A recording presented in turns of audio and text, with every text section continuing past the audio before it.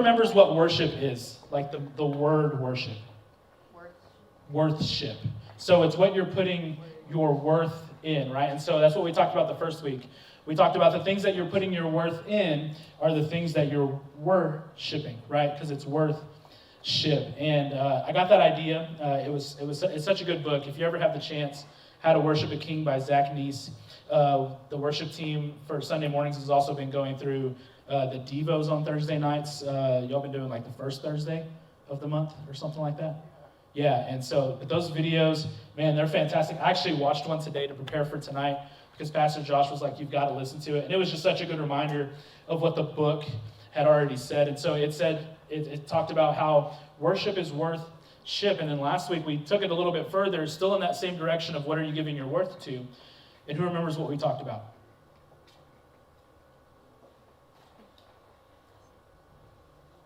There was like this thing with water.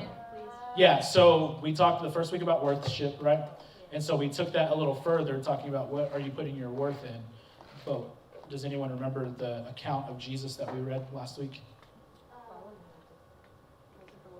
The woman at the well. Yeah, and so we kind of took a turn there last semester, but then I just really felt like we were supposed to kind of dive back into that. And so we talked a lot about like, you may have been, Jesus knows everything, right? And he knows which wells you keep going back to and the things that we keep trying to run to, but the things that keep leaving us dry. And so he was like, but you can come to me and I'm the only well that'll truly satisfy, right? That's what he said.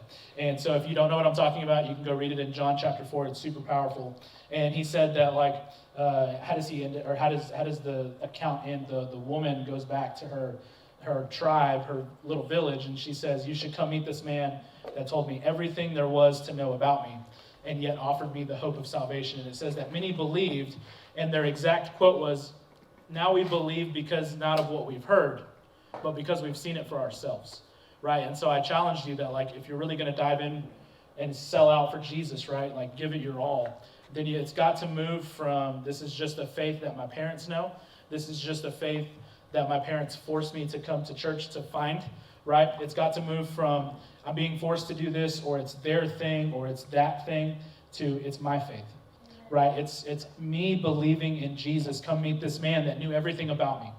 And what's funny is like growing up, we think, man, if God really knew everything about me, he may smite me down on the spot. Anyone ever felt that way before? I remember coming into church, I was like, I may be burning, you know what I mean? Like when I step through the doors. And the reality is that God knows everything and yet sent Jesus anyway. That he knew everything about you and yet he sent Jesus anyway. And I heard it this way, and it was so powerful. Because we're going to talk about the practicalities of worship tonight. Now, we're not going to talk about like, what are you giving your worth to? It's worthship. We're going to talk about what should our bodily expressions be? What should our outward expressions be of what our heart is trying to express towards God? Does that make sense? So what do our actions in how we worship, how is that expressing the intent of our heart? Because I can tell you this, God does the same thing. I was watching the session 2 of How to Worship a King, and Zach Neese said it this way, and it is so, so powerful. He said that we should have outward expressions of worship of what our heart is trying, of what we're feeling in our heart, because God moved on what he was feeling in his heart. And I don't ever want us to just, do you see that shape back there? What is that called? That thing. It's called a cross. Who has a cross necklace? Does anyone wear a cross necklace? Does anyone have crosses like somewhere in their bedroom, like somewhere? Here's what the cross cannot become. It cannot just become a status symbol. It cannot just become another thing that we become so accustomed to because we see it all the time. Because the cross is the outward expression of what God was trying to show with his heart. Because he loved his people so much, for God so loved the world, that what he moved in action, he sent his one and only son. Do you see that? And so it's so interesting to me sometimes, and I'm not calling anybody out, it's so interesting to me sometimes how someone can have an encounter with Jesus and yet stand there and worship with their arms crossed. Because we should have some sort of expression to show on the outside what we want to express with our heart on the inside. because Jesus did it for us, but we see that symbol so many times that I think it just becomes white noise. And it just becomes this like, oh yeah, I got my Jesus piece. You know what I mean? Like I've got my cross, I've got it on my walls, I draw it all the time. But does it really mean something to us? And when I was watching that devotional video and he said that, I was like, oh my gosh, like that's so powerful though when you really think about it. Like God loved us so much that he moved in action. And so as a believer, as someone that has been changed by the blood of Jesus, by the death, burial, and resurrection of Jesus, the Bible says that there are there's expressive ways that we can show that. Does that make sense? So let's talk about some of those. Because I grew up in a tradition, and I said this a couple weeks ago, so if you're anything like me, you're like, yeah, I'm not going to do the clapping and the hand raising and the getting on your knees, and I'm not going to do that. Trust me, I was right there with you. I remember walking into a church, and if you were here a couple weeks ago, I talked about my Catholic upbringing and how, like, you didn't really stand, and sometimes you stood, but sometimes you, like, flipped out the little kneeling thingy, and someone played, like, songs on a guitar and sang some songs that I didn't really know because they were either songs I didn't know or they were in Spanish, right? And then I went to a Church of Christ where there was no instruments, and so it was all a cappella, and I told you this a couple weeks ago, like, I was the guy that was trying to sing, like, off-key, and I was just trying to be, like, real, because the good thing about here is, like, the sound system's loud enough, like, if you can't sing, we can't hear it, so just sing anyway, because we can't hear it. And I've got my earphones in anyway, so all I'm hearing is, like, 1, 2. So anyway, so like we can't hear you anyway. So if, the Bible says to shout with a joyful noise. Even if your joyful noise sounds like a dying cat, just do it anyway, you know what I mean? Like sing, we can't hear you. And I almost guarantee the person next to you may or may not be able to hear you. And so, but no, like I was the one that was like on purpose trying to like sing really high, sing really low, trying to like make the people around me laugh. Because if you know anything about me, I was the class clown growing up, and so is that a shocker? No. And then I went to a church that was a non-denominational church, which just means they had no like Baptist affiliation or Assemblies of God affiliation or anything like that, so they were an independent church. And I remember that was the first time I had ever walked into a church that didn't really feel, for lack of better terms, like a church. You know what I mean? Like traditional church. Like, so the churches I had been to, stained glass windows, right? Very traditional feeling. And I walk into this church, Turning Point Community Church in Lubbock, where I eventually gave my life to Jesus. But our sanctuary here, our auditorium here is pretty similar. It's got the same layout and stuff. And so when I walked in, I was like, whoa, this is different. Like there's 3 screens, and there's a guy in the front playing a guitar, and someone's playing drums. Like it felt very like concert, And it was very, very, very uncomfortable for me. Like I was like, they're raising their hands. That's weird. They're clapping. That's weird. There was a guy on his knees who later became one of my best friends. I was like, that's weird. Like why would you do stuff like that? And so if you're anything like me, like you're seeing people raise their hands. Sometimes when I'm quote unquote leading worship, helping lead worship, I'll say, hey, let's lift our hands as a sign of surrender. And I can tell that sometimes we're uncomfortable. And that's okay. I don't want to make that seem like that's not okay. But I'm going to tell you why we do stuff like that. And so there's really 3 ways that we can express with our physical body worship. And so the first type is with our spoken voice. And so you can just kind of follow along. I'm going to rattle through some scriptures here just really quick.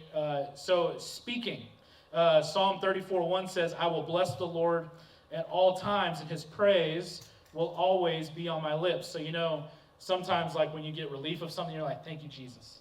You know what I mean? Like I had that moment this morning. I was just like, something had happened. I was like frantic this morning, and then something happened. I was like, oh, thank you, Jesus. You know what I mean? Like you can praise God with your lips, but like with a audible, like, blessing the Lord, like, thank you, Jesus. And so here's another one, shouting.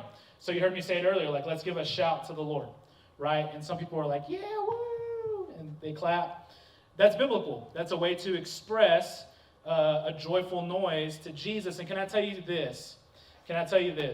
It amazes me how many of us will go to a football game or a sporting event or a concert and cheer there, but then when we come to church, we don't. You know? So just keep that in the back of your mind. Because I personally think it's cool. It's cool to see a home run live. I've screamed my heart out, like being at a Texas Rangers game, and I was sitting right behind the dugout, and a home run ball was coming right towards me. I ended up on TV this summer. You probably didn't see me. So I went to like reach over the fence, and it was like 10 feet too short. But the whole time I'm screaming because I could see the ball coming at me. But I never want to let that scream be louder than my praise to Jesus. Does that make sense? So it's so cool. The Kansas City Chiefs just won the Super Bowl. I lived in the same town as Texas Tech for like all of my life. And so if y'all didn't know, Patrick Mahomes, when he was in college, played at Texas Tech. And I actually got to meet him one time just kind of in passing because one of my old teammates from high school ended up playing with him at Texas Tech. And we kind of in passing, I was leaving a restaurant, they were walking in. So I actually got to meet Patrick Mahomes one time. I remember watching him play at Texas Tech, and I remember the Lord always speaks to me in a weird way. There'd be like 60,000 people in the stadium cheering for him, and God goes, "Can you imagine what heaven is going to be like one day when my people are cheering like this?" Can you just imagine something like that? And if you've never been to a stadium that big, it's pretty electrifying. Like when everyone is like cheering and just rah-rah. And man, I'll never forget this summer when that home run ball was hit. Just everyone's on their feet. You know, everyone's like, they're getting ready because you're anticipating that this home run is coming. And you can almost hear like there's a moment where you can hear kind of like a pin drop because everyone's just kind of like anticipating that to see if the ball's actually going to go over the fence. You know, and then when it does, everyone's like cheering so loud. And in that moment too, God's like, can you imagine what it's going to be like when we get to heaven? And people are cheering about my salvation. So shouting is one. Psalm 27:6 says, "Then my head will be high above my enemies around me, and I will offer sacrifices in his tent with shouts of joy. I will sing and make music to the Lord." So that moves us to the next one, singing. Again, I'm not going to be on American Idol. I am not going to be on The Voice. That's not my calling in life. You've maybe heard me sing once or twice. Noah says I got the runs. I don't know what that means. And so I think that's a compliment. No, I do understand. It's funny. Psalm 47:6 says, "Sing praise to God. Sing praise to our King. Sing praise." And the Lord had to really deal with me on this one because when I first got saved, when I first gave my life to Christ, I was starting to listen to Hillsong and Bethel music and just stuff like that. But I was still super listening to, and I still do occasionally Metallica and Def Leppard, and I was listening to Notorious B.I.G. Come on, y'all don't even know what that is.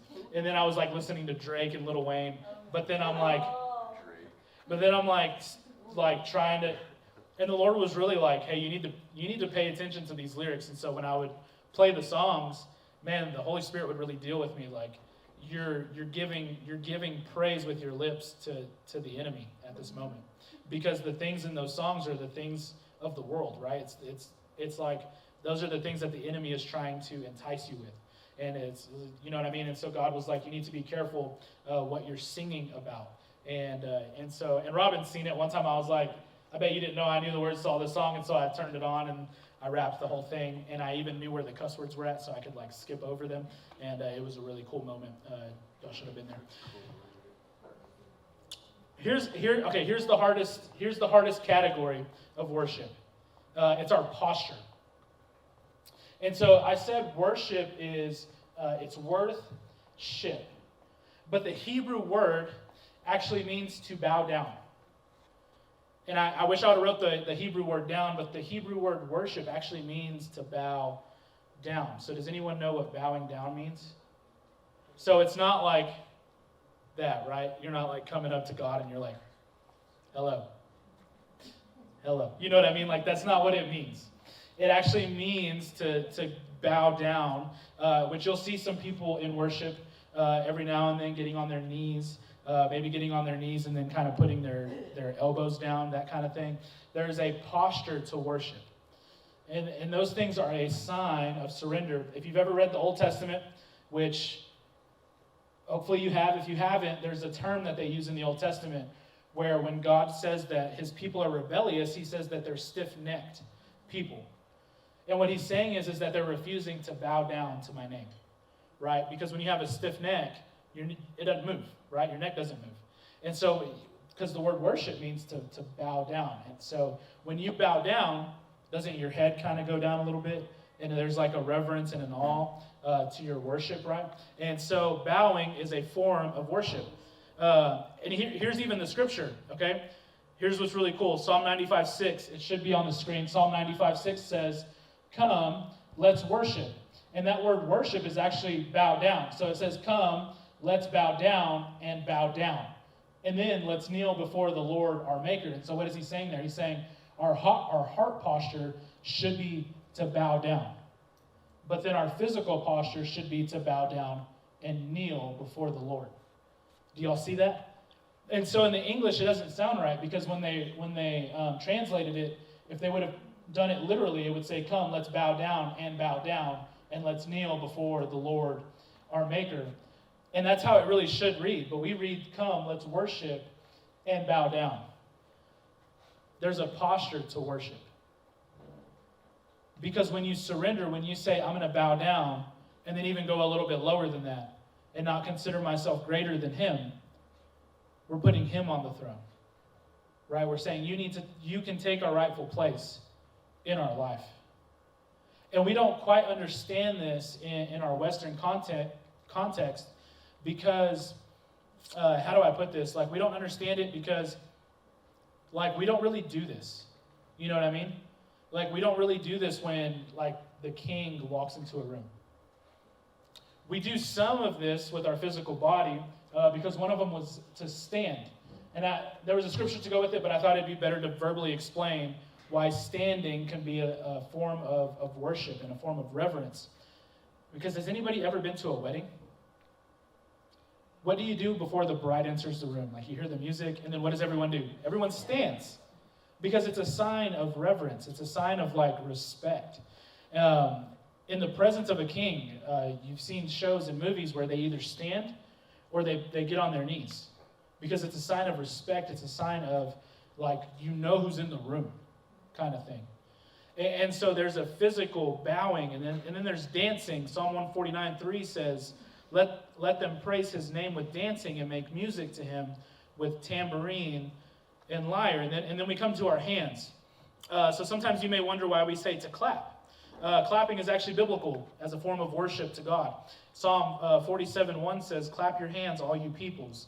And then here's the shout part again. "Shout to God with a jubilant cry." Playing instruments. You're like, why are they playing a guitar and drums and all of those things? These are a form of worship. Praise the Lord with the lyre. It's an instrument that I don't even know if exists anymore. Make music to him with a 10-stringed harp. Sing a new song to him. Play skillfully on the strings with a joyful shout. And then lifting our hands. So lifting your hands, if you were to see a cop or something, right? What would they tell you? Put your hands up. You know what I mean? Why? Because it's a sign of surrender. You know? It's like last week in dodgeball. Every time I had to go change the music or walk across the gym to go to leave the room to make sure like everything was on the up and up and everything was good outside of the gym. I was like this, walking through the gym, making sure no one would hit me. Why? I was showing that like I'm surrendering. I'm not in the game. You know what I mean? Like my hands are up. You know? And so there is a physical lifting of the hands. It can be like this. You know? It can be like this. What's the other one that the comedian says? Tim Hawkins, like the heartburn. You know? You can do that. You know? You're just like you're worshiping. I'm doing this. Yeah, the widescreen TV. Like this. And then jazz hands, that's my favorite one. Jazz hands, you know, like that. But lifting of the hands, which every time I say this, my coach from high school comes into my head, because what do they do when they score a touchdown? What do the referees do? Or the players when they get really excited? They lift their hands up, right? Touchdown. My coach in high school used to call it armpits. He was like, you want to see the refs' armpits. He's like, make them lift their hands, deodorant check. And so you see people lift their hands. So lifting your hands can be like touchdown, like Jesus is the one. He's the one I believe in. I'm going to celebrate by lifting my hands and getting excited. Because how many of us do that when we get like super excited? Like we're like, yes, or like, yes. So in the natural, just think about this. In the natural, we do this, right? When we get really excited, maybe even, y'all will understand this when you become parents. It's like, go to your room. And you point with your hands. You use my son is starting to pick up on this because I'm like, son, come on. What is wrong with you? Think, 4-year-old. And I'm like doing this with my hands, and I'm talking with my hands. So in the natural, we already do this when we get really excited about something. We're like, yes. Just move that to the spiritual, I think sometimes we make a disconnect between the things we're already doing in the natural that were meant for praise for God. Does that make sense? And so it's so interesting to me to see people that have been set free by Jesus. And then they're just like,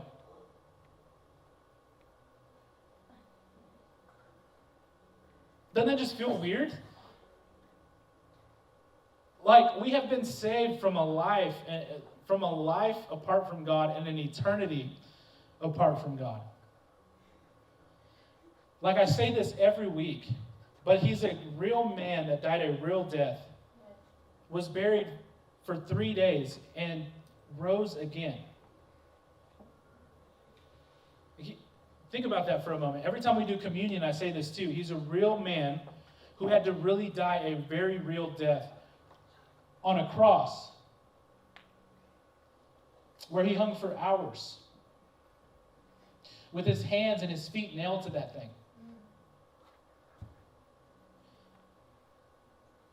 With blood running down his face from his crown of thorns and down his back from when they ripped off the robe and it tore the scabs off from when he was whipped with the cat of nine tails the day before. And he hung there as a sign of disgrace to the people that would have watched. They were gambling for his clothes. They were mocking him. All of his disciples but one left.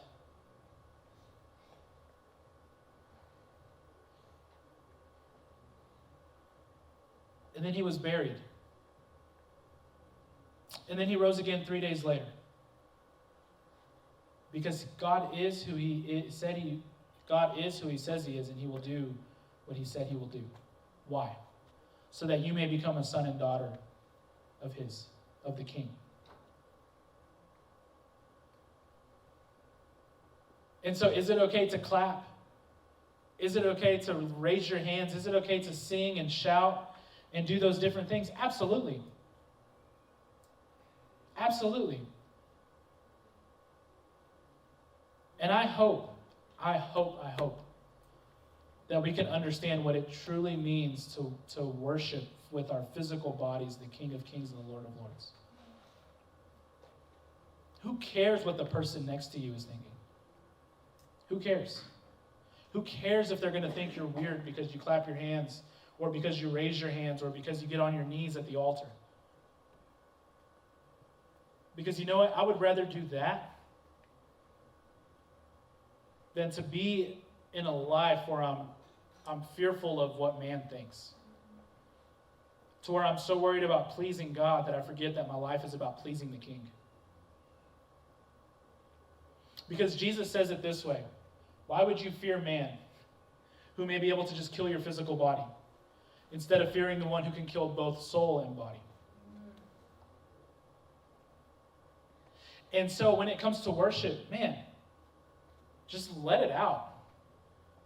And it took me it may take you a while, but I want you to just let this be on your mind. Let the Holy Spirit begin to talk to you and to really deal with this in your body and in your mind, because it took me a while to go, yeah, I'm going to raise my hands. It took me a while to go, no, I'm going to get on my knees. It took me a while to want to do these things. And even sometimes, there's times like this Sunday where like I was standing there worshiping and God's like, I want you to get on your knees. You need to surrender now. I was like, Yes, sir. And I went to the altar. I got on my knees because I was like, what else do you do when the king of the universe tells you you're going to get on your knees right now and you're going to surrender? And you know what I could have thought? Because there's 180 adults in that auditorium, I could have thought, no, because what if there's a new person? They're going to be like, that's weird. So don't think like that I'm this like perfect example of what it looks like. Like that stuff goes through my head too. Because I was like, what if there's a new person? And what if they're like, yeah, no, that worship's weird. I'm out of here. You know what I mean? So who cares what people around us think? Because you know what? One day when we get to heaven, we're not going to care anyway. I will tell you this, you're never going to regret when you get to heaven having made the choice to follow Jesus and to worship him without abandon. You will never, ever regret those things, especially when you get to heaven. Especially when you get to the pearly gates, right? Especially when you get to the face of Jesus and he says, well done, good and faithful servant. You're not going to go, well, what about that time that I embarrassed myself in front of those people and I raised my hands? Or what about the time that I went to the altar and nobody else did? He's going to say, well done, good and faithful servant.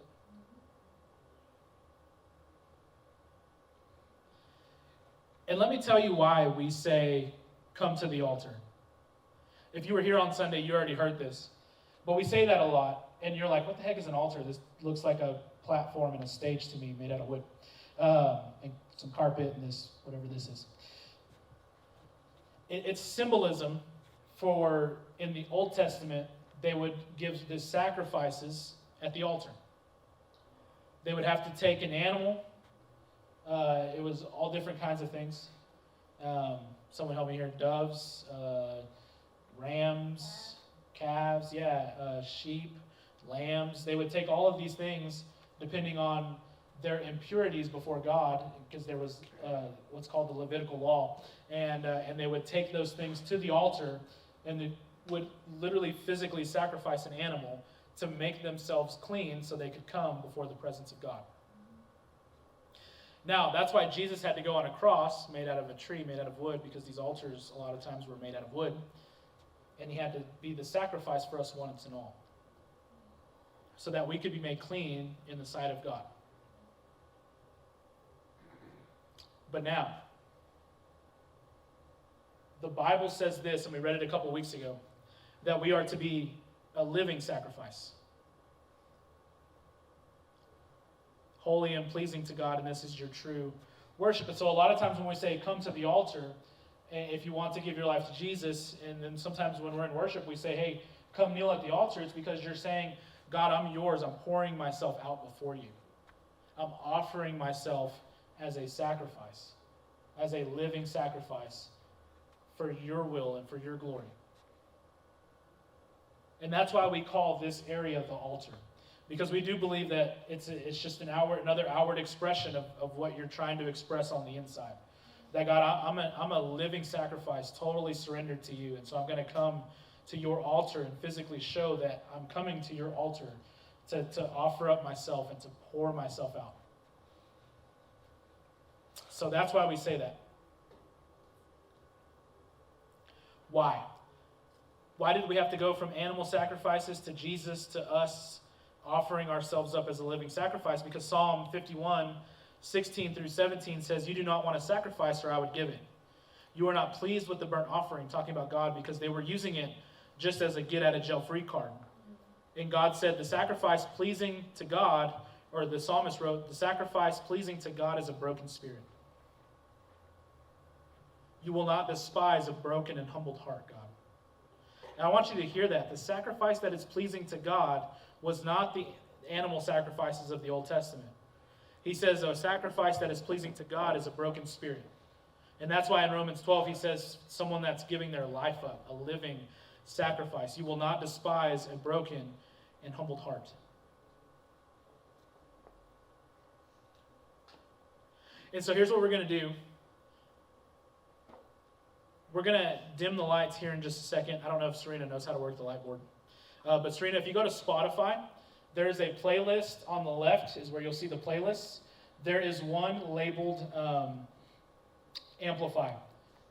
Here in a second, not yet, I'm going to have you play that. And there's just like 4 worship songs on there. Here's what we're going to dim the lights. And if you would, with me right now, can everybody stand up? So I'm not going to have the youth band come back up. We're not going to play live stuff because I wanted everyone to be able to participate in this. And so we're going to take about the next 10 minutes and we're going to play songs on the computer. And what I want y'all to do is I don't want y'all to stand still. This altar is open for those that are saying, I want to pour myself out. I want to give my all to Jesus. And I encourage you to come and kneel at the altar. Anywhere over here. It doesn't have to be in the carpeted area. Others, I encourage you, get out of your comfort zone. If you are a believer in Jesus and you never have, lift your hands. Clap a little bit. I don't know. I don't even remember what songs I picked. But I just want to encourage you that it doesn't have to be with us on the stage. Like, we are all simply worshiping Jesus. Amen?